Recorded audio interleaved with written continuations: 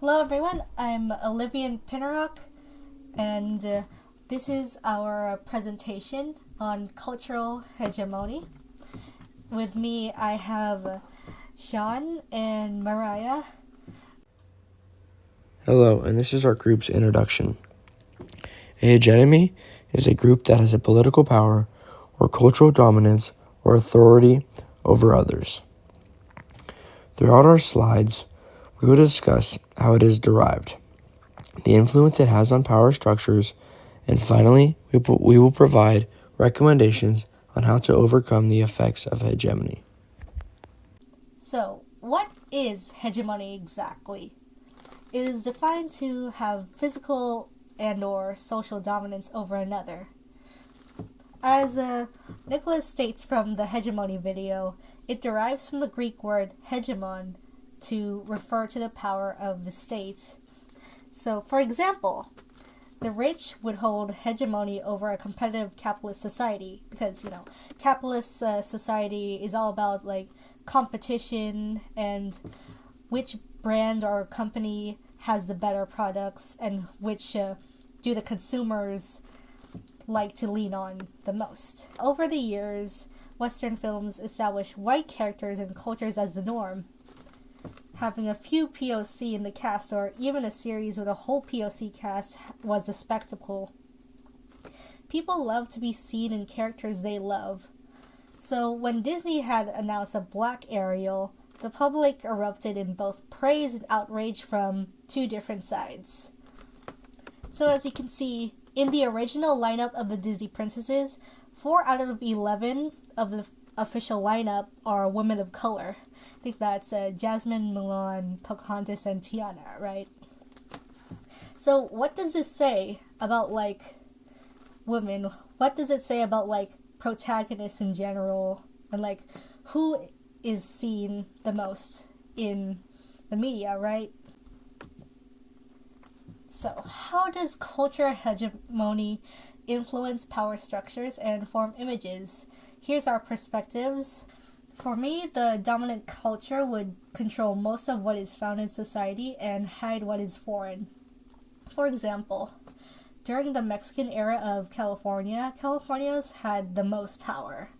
Californios, to be Californio, you'll have to be of Spanish or Mexican descent. Also heavily Catholic as the dominant religion. So they had those Californios, they had the highest status, the most land taken, they own the land, and racial visibility. So in my case as a Filipina, my childhood has been quite whitewashed, focusing on America, American values more than other ethnicities, just overall, and the America that I've been looking up to, yeah, it's very white. Even now, I rarely absorb myself in Filipino culture because of the lack of representation and culture in the media. The most culture that I've been exposed to are my many trips to the Philippines. So, of course, my family's home country would definitely share with me more culture than my actual home here in America. Even though the United States is just a mixing pot of lots of these cultures and immigrants that come here and make the culture of what is America.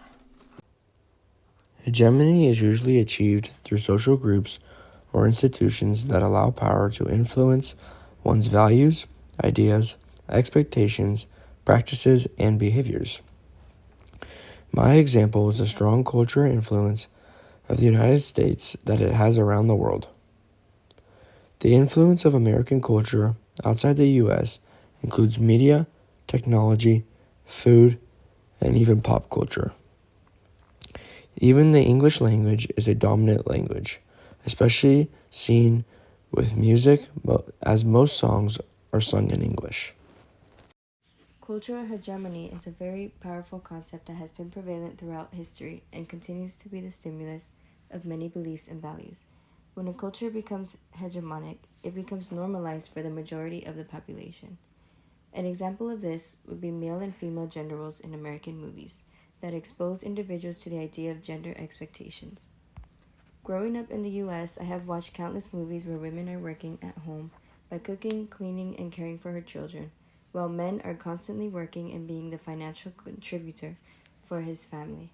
For a long time, this was considered the American dream. Being exposed to this idea at a young age led me to believe that this was the perfect life and should be the standard.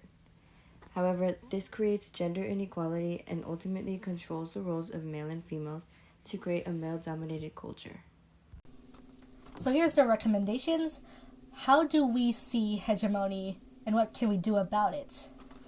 The hegemony of culture has been embedded in centuries across the U.S. nation, from labor domination of Anglos over blacks to erasure of Chinese labor during the building of the Transcontinental Railroad.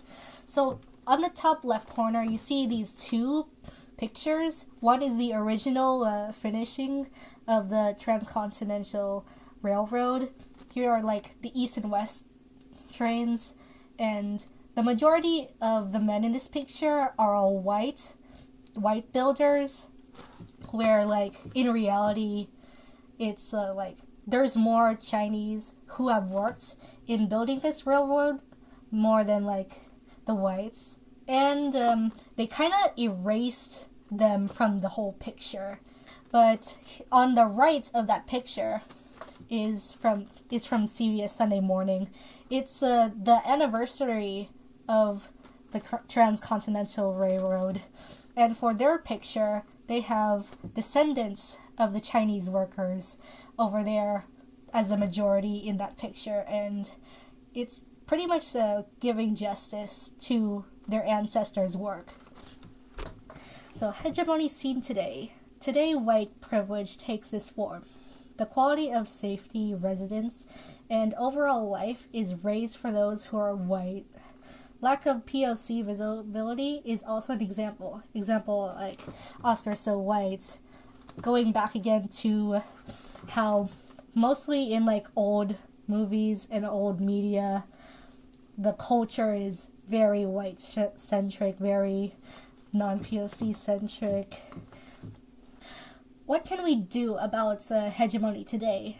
We can't identify hegemony and those privileges in everyday life. We can dismantle them for those with less power to one day hold those privileges too. So in conclusion, hegemony has been a tool for the privileged to maintain their power for generations. If we acknowledge our power, we can dismantle it and share the power with those who need it most. And that is it. Thank you for watching.